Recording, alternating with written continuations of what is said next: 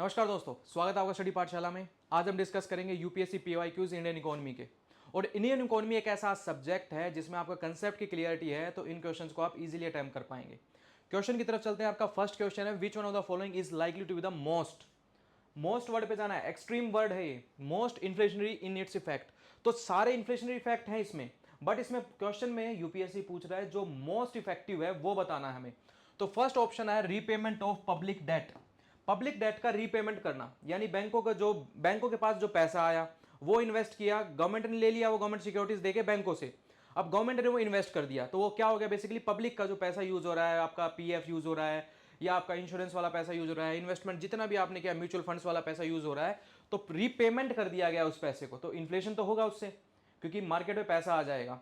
Second option है borrowing from the public to finance a budget deficit. अब government के पास क्या है, बजट डेफिसिट है, वो मैंने आपको डेफिसिट वाले में बता ही रखा है कि जितना रेवेन्यू आया, जितना बेसिकली आपके पास आपका रेवेन्यू जनरेट हुआ, कितना एक्सपेंडिचर हुआ, ठीक है।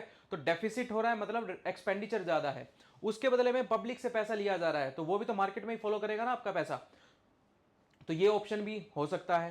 थर्ड ऑप्शन है borrowing from the banks to finance a budget deficit, बैंकों से भी लिया जा सकता है। फोर्थ ऑप्शन है creation of new money to finance a budget deficit. अब इस ऑप्शन को समझिए, जो फोर्थ ऑप्शन है ये थोड़ा डाउटफुल है।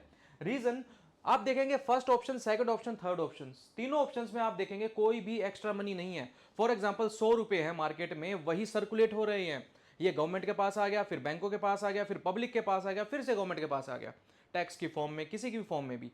अब इसने बोला कि अगर पैसे नया जनरेट करके इन्फ्यूज कर दिया जाए, इसमें डाल दिया जाए, ठीक है, finance, creation of new money, तो नया मनी आ गया, मतलब आपको फॉर एग्जांपल 10 रुपए और ऐड कर दिए मैंने 100 में, तो 10 रुपए और ऐड करने की वजह से तो इन्फ्लेशन इससे और ज्यादा बढ़ सकती है, नो डाउट इनसे बढ़ेगी, बट इससे मोस्ट लाइकली वाला पूछा इसने, ठीक है, the most inflationary in its effect, तो आपका कौन सा ऑप्शन हो जाएगा, फोर्थ ऑप्शन सही हो जाएगा कि नया मनी आ गया मार्केट में, ठीक है, तो fourth option is the right one. और इसके मैंने डिटेल एक्सप्लेनेशन आपको दे रखी है, और मेन चीज मैं आपको जो बताना चाह रहा हूं, इसको टेलीग्राम में आपको आप डिस्क्रिप्शन में देखेंगे, डाउनलोड कर लेना, फ्री ऑफ कॉस्ट है इन पीडीएफ्स, ठीक है। चलिए, आपको मैंने बता दिया कि ये क्वेश्चन क्यों पूछा गया था, क्योंकि the centre has decided to retain the inflation target of 4%। चलो next question, which of the following steps is most likely, पूछ लिया ना अब की बार, क्योंकि यूपीएससी अब की बार कैसा पैटर्न देख रहा है, मोस्ट वाले क्वेश्चन ही पूछेगा अब की बार, ठीक है, हर बार यूपीएससी अलग अलग पैटर्न से ही चलता है। तो most likely to be taken at the time of an economic recession, economic recession के टाइम पे कौन सा स्टेप लिया जाए, बताइए। फर्स्ट ऑप्शन चलते हैं, कट इन टैक्स रेट, बिल्कुल सही बात है, टैक्स रेट में कट कर दिया तो पब्लिक के पास डिस्पोजेबल इनकम ज्यादा आ गई, तो ये बात तो सही है। Accompanied by an increase in interest rate, अब बैंकों का इंटरेस्ट रेट इंक्रीज कर दिया तो मार्केट में तो नहीं आएगा ना पैसा, क्यों, क्योंकि लोन कम लेंगे लोग, तो ये ऑप्शन सही नहीं है। सेकंड ऑप्शन है increase in expenditure on the public project, अब क्या ये ऑप्शन सही हो सकता है, बिल्कुल सही हो सकता है। रीजन क्या है कि कोविड जब आया था, कोविड के टाइम पे मार्केट में पैसा नहीं था, मार्केट में पैसा नहीं था का मतलब क्या है कि जब कोविड लग चुका है, लॉकडाउन, कोविड आ चुका है और लॉकडाउन लग चुका है, तो मार्केट में अब कंपनीज चल नहीं रही है, कंपनी चले तो एम्प्लॉयमेंट कम मिल रही है, वर्क फ्रॉम होम जिनसे मिल रहा था उनको मिल रही है, बट जो डेली वेजेस वाले वर्कर थे उनको पैसा नहीं मिल रहा था, वेजेस नहीं मिल रही थी, तो मार्केट में पैसे का मतलब ना होने का मतलब ये है कि लोगों के पास पैसा नहीं था इतना। तो कोविड-19 सिचुएशन में गवर्नमेंट क्या करती है, आत्मनिर्भर भारत प्रोजेक्ट स्टार्ट करती है, जिसमें 20 लाख करोड़ इन्फ्यूज किया जाता है मार्केट में। तो इसमें क्या बोला, increase in expenditure on public project, तो इकोनॉमिक रिसेशन का टाइम था, इसमें गवर्नमेंट ने इंटरवेन किया और क्या किया, इसमें एक्सपेंडिचर किया, किसमें, पब्लिक प्रोजेक्ट्स में। चलो ये ऑप्शन सही है, इसने पूछा कि मोस्ट लाइकली वाला बताना है। थर्ड ऑप्शन है इंक्रीज इन टैक्स रेट, मैंने बताया टैक्स रेट अगर इंक्रीज कर देंगे तो डिस्पोजेबल इनकम कम हो जाएगी, but accompanied by reduction in interest rate, interest rate कम कर दिया, तो ये ऑप्शन तो सही हो गया, बट आपका ये सही नहीं हुआ, अपोजिट हो गए दोनों। Reduction of expenditure on the public project, public project का जितने भी है उसमें एक्सपेंडिचर का रिडक्शन कर दिया, कम कर दिया उनको, तो ये नहीं हो सकता, तो आपका सही ऑप्शन क्या हो जाएगा, बी ऑप्शन आपका सही हो जाएगा, ठीक है। तो ऐसे क्वेश्चन पूछे गए यूपीएससी, इजी है अगर कंसेप्ट की क्लियरिटी है तो ही, अदरवाइज ये कंफ्यूजिंग लगते हैं, एग्जाम में प्रेशर ही इतना होता है कि क्वेश्चंस की स्टेटमेंट्स हर कोई सेम लगती है, ठीक है। कंसेप्ट क्लियरिटी है तो नो डाउट आप कर ही लेंगे। चले फिर नेक्स्ट क्वेश्चन पे, ये आपका एक्सप्लेनेशन है, डिटेल एक्सप्लेनेशन, आत्मनिर्भर भारत स्कीम लॉन्च की थी, तो आपका 20 लाख करोड़ स्टिमुलस किया था आपका ड्यूरिंग कोविड के टाइम में, ठीक है। नेक्स्ट स्टेटमेंट है, with reference to the Indian economy, demand pull inflation, तो ये आपको सबसे पहले पता होना चाहिए डिमांड पुल इन्फ्लेशन होता क्या है, तभी आगे ऑप्शंस में जाएंगे। एक होता है इन्फ्लेशन में आपके बेसिकली दो टाइप के होंगे, एक आपका कौन सा होता है, दूसरा कॉस्ट पुश इन्फ्लेशन, ठीक है। डिमांड पुल इन्फ्लेशन का मतलब क्या है कि इसका सीधा एग्जांपल बताऊं, too many money chasing too few goods, ठीक है। मतलब कि फॉर एग्जांपल अगर आप 10 कार हैं मार्केट में, लेने वाले कितने हैं 20, तो वेटिंग पीरियड हो गया स्टार्ट, तो क्या हो गया डिमांड पुल इन्फ्लेशन, प्रोडक्ट कम है और लेने वाले बहुत ज्यादा है। क्या होगा इसका रीजन, क्योंकि लोगों के पास पैसा ज्यादा है, ठीक है, डिस्पोजेबल इनकम ज्यादा है। देन आता है आपका कॉस्ट पुश इन्फ्लेशन, इसमें क्या होता है जो प्रोडक्शन कॉस्ट है वो बढ़ जाती है। ये रीजन क्या होगा भाई, रॉ मटेरियल सब महंगा आ गया, ठीक है। देन ऑयल प्राइसेस बढ़ गए, लोगों ने अपनी वेजेस बढ़वा ली, तो ये सारे रीजंस हो सकते हैं किसमें, कॉस्ट पुश इन्फ्लेशन के, यानी जो प्रोडक्शन कॉस्ट है वो बढ़ गई है, प्रोडक्शन कॉस्ट इंक्रीज हो गई है, तो इसकी वजह से क्या होगा कॉस्ट पुश इन्फ्लेशन। दूसरी क्या थी डिमांड पुल इन्फ्लेशन, बता ही दिया आपका कि too much money chasing too few goods, ठीक है। तो ये आपका क्या बता दिया मैंने, 20 लोग हैं 10 कार लेने वाले। अब चलते हैं क्वेश्चन की तरफ। With reference to Indian economy, demand pull inflation पूछ रहा है, ये can be cause increased by which of the following, expansion, आपका फर्स्ट आपका एक्सपेंशनरी पॉलिसी, इसका क्या मतलब होगा, एक्सपेंशन कर रही है गवर्नमेंट, यानी फॉर एग्जांपल अब क्या कर रहे हैं आरबीआई ने रेपो रेट क्या कर दिया, कम कर दिया। अब बैंकों के पास क्या हो गया, उनका क्या होगा इंटरेस्ट रेट कम कर देंगे, तो इसके पास बाद क्या होगा, लोगों के पास पैसा ज्यादा आ जाएगा, क्या लेंगे वो लोन्स लेंगे। तो एक्सपेंशनरी पॉलिसी क्या होती है, दूसरी क्या होती है टाइट मनी पॉलिसी। ये कौन सी है, एक्सपेंशनरी पॉलिसी, मतलब मार्केट में पैसा को बढ़ा देना है, ठीक है, लिक्विडिटी फ्लो बढ़ा देना है। देन आता है सेकंड ऑप्शन आपका क्या है, ये सही हो गया क्योंकि इन्फ्लेशन बढ़ानी है, डिमांड कॉज इंक्रीज्ड बाय किस क्या क्या क्या रीजन है, फर्स्ट आपका ऑप्शन सही है। सेकंड आपका फिस्कल स्टिमुलस, फिस्कल स्टिमुलस का भी मतलब क्या है, अभी हमने किया था कोविड 19 का जब टाइम था, उसमें आत्मनिर्भर भारत स्कीम जो लॉन्च की थी गवर्नमेंट ने, तो स्टिमुलस किया यानी मनी सप्लाई मार्केट में बढ़ाई, ठीक है, पब्लिक प्रोजेक्ट में पैसा लगा के, तो आपका सेकंड ऑप्शन भी सही हो जाता है। थर्ड ऑप्शन होता है इन्फ्लेशन इंडेक्सिंग वेजेस, इसका क्या मीनिंग होता है, अगर ये मीनिंग पता होगा तो इस क्वेश्चन को आप इजीली कर लेंगे, क्योंकि ऑप्शंस में आपका 3 ऑप्शन, जो थर्ड ऑप्शन है वो हर एक में है। अब इन्फ्लेशन इंडेक्सिंग वेजेस क्या है, फॉर एग्जांपल 2010 में किसी की इनकम 100 रुपए थी, ठीक है, इन्फ्लेशन बढ़ी फॉर एग्जांपल, अब 2025 आ चुका है, इन्फ्लेशन बढ़ गई आपकी फॉर एग्जांपल 10%, 10% इन्फ्लेशन बढ़ी, इसी के साथ इसकी इनकम भी 10% ही बढ़ी, यानी 110 रुपए हुए, ठीक है। वही तेल के भाव, आटा का भाव, चीनी का भाव, सब्जियों का भाव, इन्फ्लेशन के अकॉर्डिंग इसका भी उतना ही बढ़ा, यानी उसकी वेज 2010 में जो थी 2025 में भी उतनी है, कुछ एक्स्ट्रा उसके पास अर्निंग नहीं है, डिस्पोजेबल इनकम कोई एक्स्ट्रा नहीं है। तो क्या ये रीजन है आपका डिमांड पुल इन्फ्लेशन का, क्या ये वो गाड़ी ले पाएगा, नहीं ले पाएगा, क्योंकि उसकी सैलरी ही अभी तक उतनी ही है। तो रीजन क्या होगा, थर्ड ऑप्शन आपका गलत हो जाएगा। तो जैसे ही आप ऑप्शन एलिमिनेट करेंगे, यूपीएससी आपको चांस देता है ऑप्शन एलिमिनेशन का, तो आपका फर्स्ट ऑप्शन अपने आप ही आ गया। बट अदर ऑप्शंस भी देख लेते हैं। फोर्थ ऑप्शन है high purchasing power, higher purchasing power बता ही दिया था मैंने आपको, लोगों के पास डिस्पोजेबल इनकम ज्यादा है, परचेजिंग पावर ज्यादा है, तो वो ऑप्शन सही हो जाएगा। फिफ्थ ऑप्शन है आपका राइजिंग इंटरेस्ट रेट, क्या ये होगा फिफ्थ, नहीं होगा। अब मैंने क्या बताया, अभी हमने किया था कि बैंक राइजिंग इंटरेस्ट रेट कैसे होगा, अब क्या किया आरबीआई ने रेपो रेट बढ़ा दिया, रेपो रेट इंक्रीज कर दिया, रेपो रेट इंक्रीज करने की वजह से क्या करेंगे, बैंक भी अपना इंटरेस्ट रेट को बढ़ा देंगे, बैंक इंटरेस्ट रेट बढ़ा देंगे तो लोन जो होगा वो कम हो जाएगा, लोग लोन कम लेंगे, तो क्या हो जाएगा इंटरेस्ट रेट बढ़ाने की वजह से लोग लोन कम लेंगे, परचेजिंग पावर कम हो जाएगी और डिमांड पुल इन्फ्लेशन डाउन हो जाएगी, ठीक है। तो ये ऑप्शंस भी आपका एलिमिनेट कर देते हैं, फिफ्थ ऑप्शन से भी आपका इजीली अटेम्प्ट हो रहा है। तो जिन बच्चों को अगर थर्ड ऑप्शन नहीं पता था, तो राइजिंग इंटरेस्ट रेट की वजह से हमने करके देखा इस फ्लो चार्ट से, तो आपका फिफ्थ ऑप्शन डिलीट हो जाता है, ठीक है। तो आपका ए ऑप्शन राइट हो जाएगा। समझ में आ गया, एनी डाउट, ठीक है। और मैंने आपको ये विद डिटेल एक्सप्लेनेशन प्रोवाइड कर रखी है कि demand pull inflation too many dollars chasing too few goods, आपका पैसा भी आ सकता है इसमें। चलिए चलते हैं नेक्स्ट क्वेश्चन पे। नेक्स्ट क्वेश्चन आपका consider the following statement other things remaining unchanged, तो इसने बोला कि बाकी सभी चीजों को अनचेंज रखा गया है। Market demand for a good might increase if, market demand किसी भी गुड की बढ़ेगी, वो कब बढ़ेगी, बाकी चीजों को क्या रखा गया है अनचेंज्ड। फर्स्ट ऑप्शन है कि बता रहा है कि इसी में ही बता रहा है, ऑप्शंस में ही आपको बताएगा price of is substitute increase, किसी भी प्रोडक्ट का प्राइस बढ़ गया, फॉर एग्जांपल चाय का प्राइस बढ़ गया, चाय का रेट बढ़ गया जी, तो आप किसका सब्सटीट्यूट क्या है इसका, कॉफी, नो डाउट चाय लवर चाय ही पियेंगे, बट हम एग्जांपल से चल रहे हैं, किसी भी प्रोडक्ट का जो भी प्राइस ऑफ इज सब्सटीट्यूट, चाय के भाव बढ़ गए तो वो किस पे आ जाएगा, डिमांड गुड, जो demand for a good might increase, तो क्या होगा, कॉफी की जो डिमांड है वो बढ़ जाएगी, किसकी वजह से, क्योंकि प्राइस जो है वो बढ़ गया चाय का, ठीक है। तो फर्स्ट ऑप्शन आपका सही हो जाता है। सेकंड ऑप्शन है जैसे कि price of its complement increases, कोई भी कॉम्प्लीमेंट प्रोडक्ट है उसका अगर प्राइस बढ़ता है तो क्या दूसरे प्रोडक्ट की, गुड्स की मार्केट वैल्यू जो है, जो डिमांड है वो बढ़ेगी, नहीं।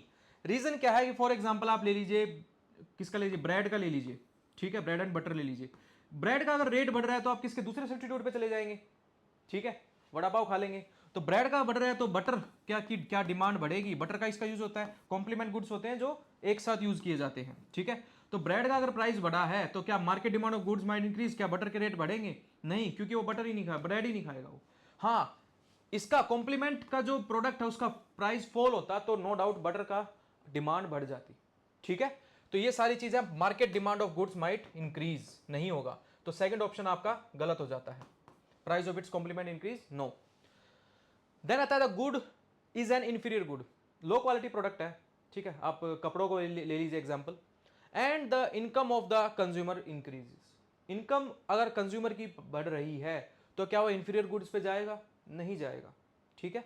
तो आपका थर्ड ऑप्शन भी एलिमिनेट हो जाता है। फोर्थ ऑप्शन आता है इट्स प्राइस फॉल, ऑब्वियसली अगर प्याज के भाव गिर गए हैं, टमाटर के भाव गिर गए हैं, 10 रुपए के 5 किलो दे रहे हैं, तो आपके क्या होगी, market demand for goods might increase, तो आपका फोर्थ ऑप्शन भी सही हो जाएगा। फर्स्ट ऑप्शन सही हो गया, तो आपका कौन सा ऑप्शन सही निकल रहा है, ए ऑप्शन आपका सही है, ठीक है। तो ऐसे क्वेश्चंस को अटेम्प्ट करना है। चलिए फिर चलते हैं नेक्स्ट क्वेश्चन की तरफ, इसकी मैंने डिटेल एक्सप्लेनेशन दे रखी है आपको, पीडीएफ इसकी मिल जाएगी। Next question, consider the following statements, the governor of RBI is appointed by the central government, बताइए स्टेटमेंट सही है या गलत है। देन है the certain provision in the constitution of India give the central government the right to issue directions to the RBI in public interest, तो governor of RBI is appointed by the central government, ये बात तो सही है, but second statement क्या कह रहा है कि certain provision in the constitution, क्या कॉन्स्टिट्यूशन में सर्टेन प्रोविजंस हैं कॉन्स्टिट्यूशन ऑफ इंडिया में, नहीं, तो कौन से कॉन्स्टिट्यूशन में प्रोविजन है कि the right to issue direction to the RBI in public interest, तो वो किसका होगा, सेक्शन 7 है ऑफ आरबीआई एक्ट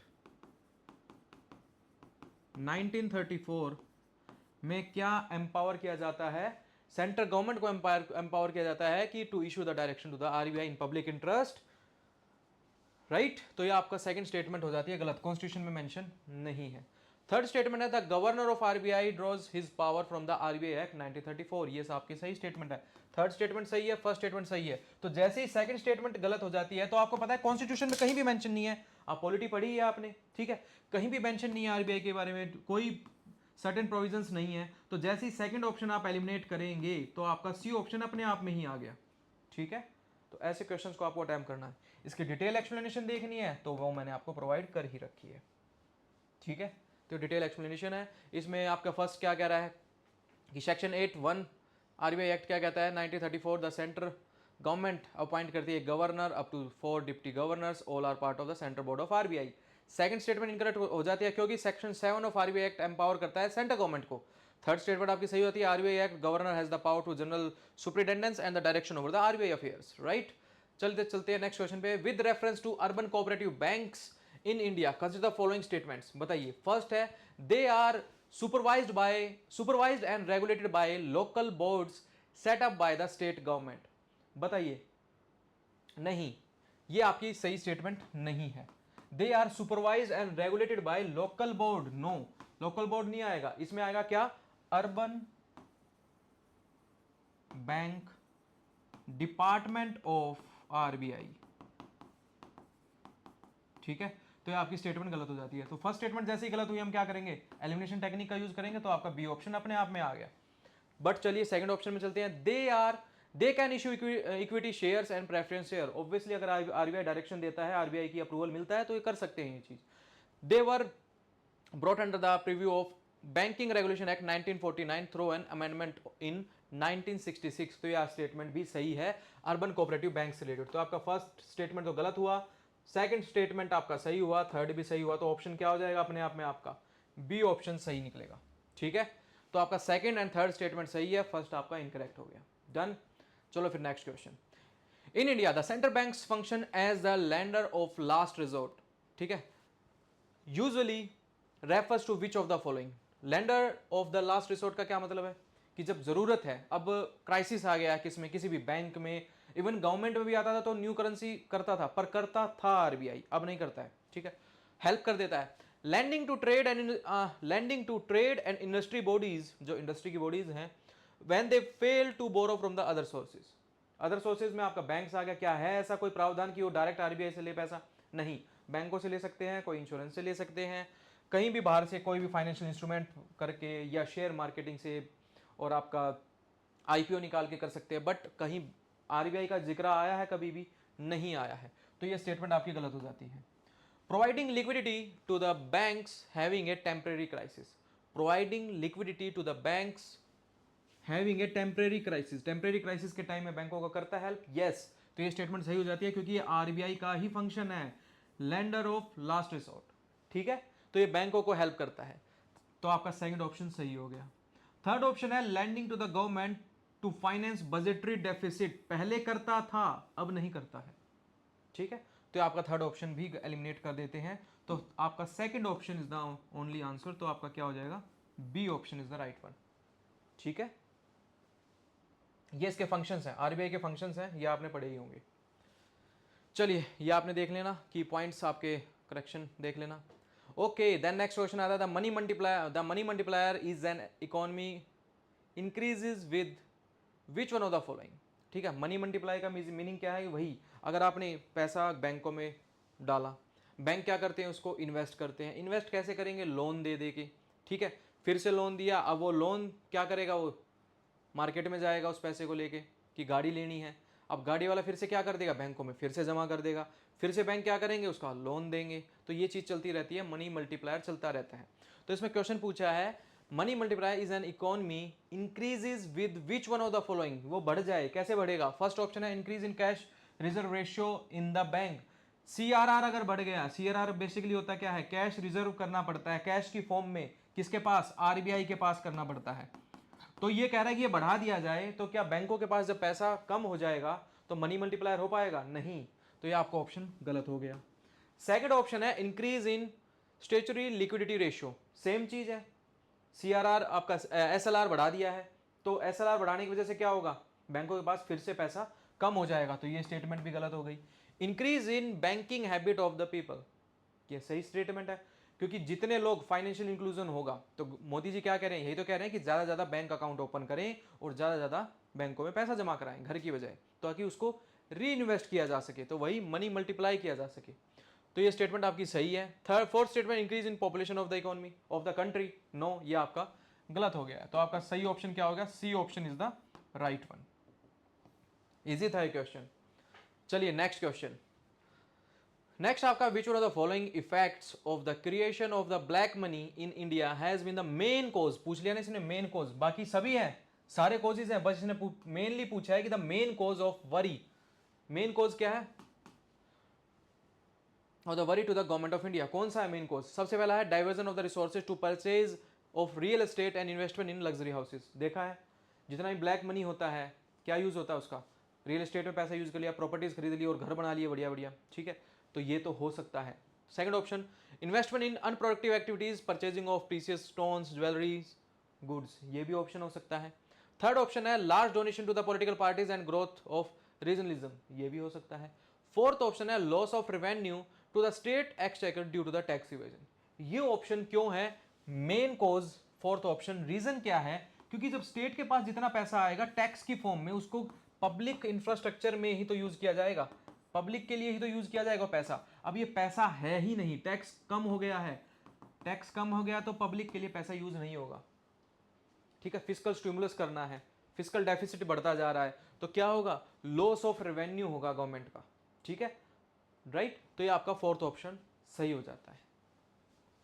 थे सारे ऑप्शंस, बट इसने पूछा मेन कॉज ऑफ वरी, ठीक है, क्योंकि जब स्टेट के पास पैसा कम हो जाएगा, रेवेन्यू कम हो जाएगा, तो फिजिकल डेफिसिट बढ़ने के चांसेस बढ़ जाते हैं। तो फोर्थ ऑप्शन आपका सही हो गया, ठीक है, D option is the right one.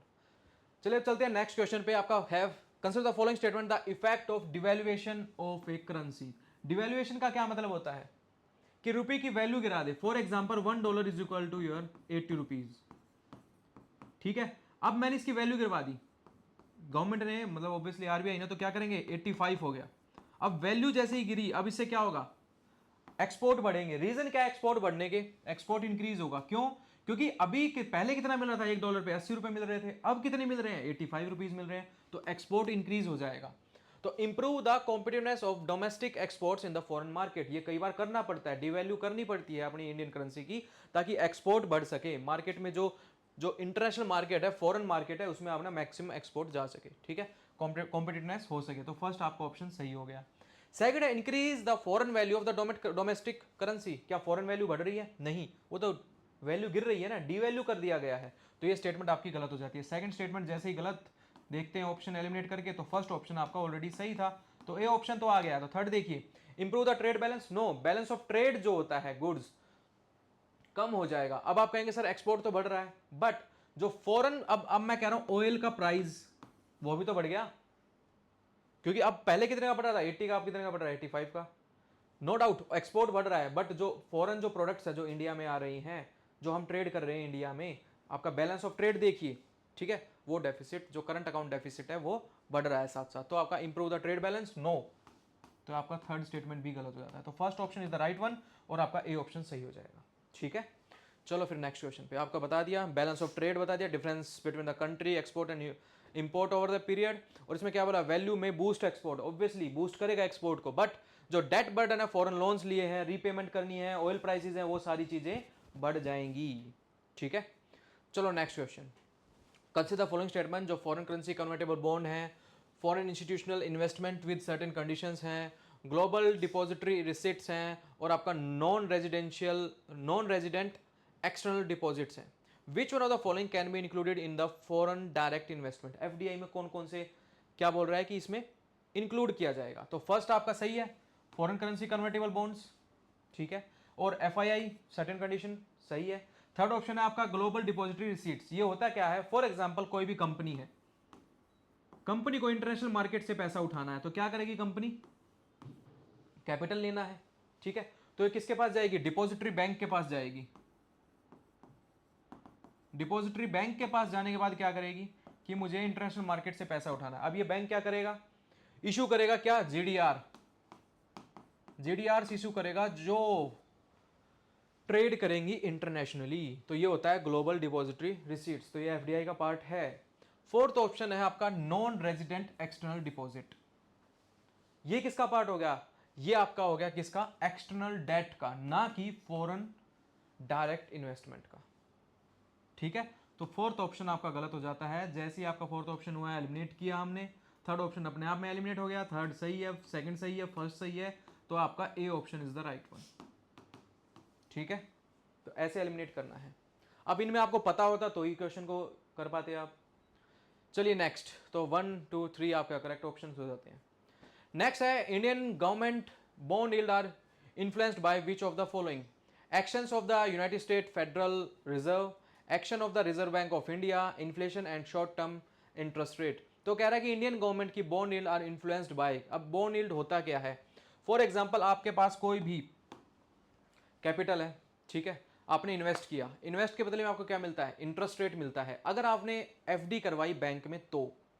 But इसी को मैं कहता हूं कि मार्केट में आपने क्या किया, कोई भी बॉन्ड खरीदा, बॉन्ड खरीदा एक इंस्ट्रूमेंट होता है, वो आपने बाय आउट किया, इंटरेस्ट रेट आपको कितना मिल रहा है, वही एफडी वाला ही मिल रहा है 5%। बट अब हो क्या रहा है, फॉर एग्जाम्पल अगर इसकी डिमांड बढ़ गई तो इसका प्राइस भी बढ़ेगा। अगर ये 1000 रुपए का है, ठीक है, इस पे मिल रहा है आपको 5% फिक्स्ड इंटरेस्ट। अगर यही होता आपका बैंकों के पास तो एफडी मिलती है आपको फिक्स, ठीक है। 5% आपने लगाया बॉन्ड पे, तो आपको मिल रहा है कितना, 1000 का 5% कितना हो गया, 50 रुपीज। बट इसी में आपको कहूं कि इसका प्राइस फॉल हो गया, ठीक है, प्राइस फॉल होने की वजह से क्या हो गया, इसका 900 हो गया, बट इंटरेस्ट रेट कितना मिल रहा है, 5% ही मिल रहा है, ठीक है। तो अगर आप करेंगे 50 डिवाइडेड बाय 900 तो कितना हो गया आपका 5.56 समथिंग आ जाएगा।